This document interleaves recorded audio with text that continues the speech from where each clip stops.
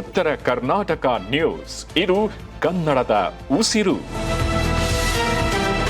ಕಲಬುರಗಿ ಜಿಲ್ಲೆಯಲ್ಲಿ ಮುಖ್ಯಮಂತ್ರಿ ಡಿಕೆ ಶಿವಕುಮಾರ್ ಅಭಿನಂದನಾ ಸಮಾರಂಭ ರದ್ದುಗೊಳಿಸಲಾಗಿದೆ. ಕಲಬುರಗಿಯ ಕಾಂಗ್ರೆಸ್ ಕಚೇರಿಯಲ್ಲಿ ನಡೆಯಬೇಕಾಗಿದ್ದಂತಹ ಕಾರ್ಯಕ್ರಮ ಇದಾಗಿತ್ತು. ಬೀದರ್ನಿಂದ ಡಿಕೆಶಿ ಕಲಬುರಗಿಗೆ ಆಗಮಿಸಲು ತಡವಾಗ್ತಿರುವಂತಹ ಹಿನ್ನೆಲೆ ಈ ಒಂದು ಕಾರ್ಯಕ್ರಮ ರದ್ದುಗೊಳಿಸಲಾಗಿದೆ. ಇನ್ನು ಸಿಎಂಗಾಗಿ ಕಾದು ಕುಳಿತಂತ ಕಾರ್ಯಕರ್ತರೆಲ್ಲರೂ ಕೂಡ ನಿರಾಸೆಯಿಂದ ವಾಪಸ್ ಆಗಿದ್ದಾರೆ. ಇನ್ನು ಬೀದರ್ನಲ್ಲಿ ಇರುವ ಸಿಎಂ ಡಿಕೆ ಶಿವಕುಮಾರ್ ಕಲಬುರಗಿಗೆ 11 ಗಂಟೆಗೆ ಆಗಮಿಸುವ ಸಾಧ್ಯತೆ ಹಿನ್ನೆಲೆ ಕಾರ್ಯಕ್ರಮವನ್ನು ರದ್ದುಪಡಿಸಲಾಗಿದೆ ಎಂದು ತಿಳಿದು ಬಂದಿದೆ.